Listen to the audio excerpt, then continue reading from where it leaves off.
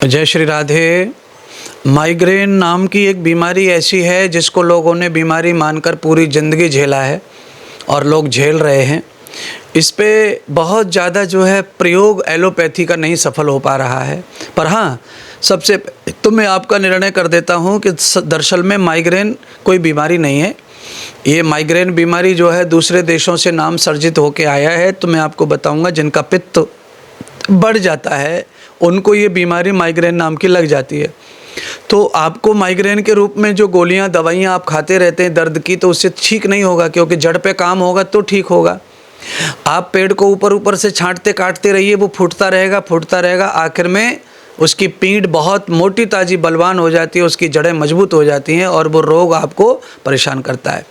तो माइग्रेन का तात्पर्य होता है आपकी जो पित्त है वो बढ़ जाता है। इसीलिए हमें चाहिए पित्तनाशक औषधियों का या भोजन का सेवन करें। तो पित्त के कारण आपके शरीर में गैस पैदा होती है, अपच पैदा होता है, पेट साफ नहीं होता है, ज़्यादा बैठक की नौकरी है या फिर आप बैठक भी नहीं करते हैं तो भी आपको माइग्रेन है। लेडीज़ों को बहुत होता है। तो आप इससे कैसे निजात पाएँ, तो मैं आपको बताना चाहता हूँ। माइग्रेन से आपको पूरी तरह छुट्टी आपको मिल सकती है। माइग्रेन, क्योंकि मैंने कहा माइग्रेन रोग नहीं है, माइग्रेन गैस के द्वारा तैयार होता है। आपकी नाभि में अपान वायु बनती है, अशुद्ध वायु पैदा होती है और वो आपके शरीर में से कार्बन लेकर के ऊपर की ओर जाती है तो सीधे माथे में चढ़ती है वो, और वहाँ जा कर के वो अपने प्राण वायु से टकरा करके नुकसान पैदा करती है और उससे शरीर भारी हो जाता है। कभी कभी उल्टियाँ होती हैं और उल्टियाँ होती हैं, कभी जी मिचलाता है, भूख मर जाती है और सिर फटने को करता है। इसीलिए इस रोग से मुक्ति का एक सीधा सा उपाय है आपको कि सुबह आप अपने भोजन में ऐड कीजिए। सुबह भोजन का तात्पर्य जब आप उठते हैं तब आप इसको रोज़ाना आपको 1.5 से 2 गिलास पानी गुनगुना करके मल आसन में बैठ करके थोड़ा सा नींबू डाल करके पीना है धीरे धीरे।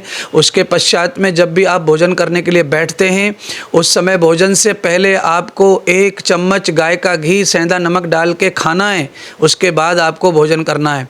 अगर 1 चम्मच गाय के घी में सेंधा नमक डाल के खाओगे तो आपकी एसिडिटी और पित्त जो बन रहा है वो शांत होगा। घी जो होता है वो पित्त समन करता है और उसमें नमक जो होता है वो भी समन करता है आपके पित्त को। उससे आपकी गैस जो होती है वो कम हो जाती है और आप आराम से इस दर्द से निजात पा सकते हो। दर्द आपका पूरी तरह से ठीक हो जाता है।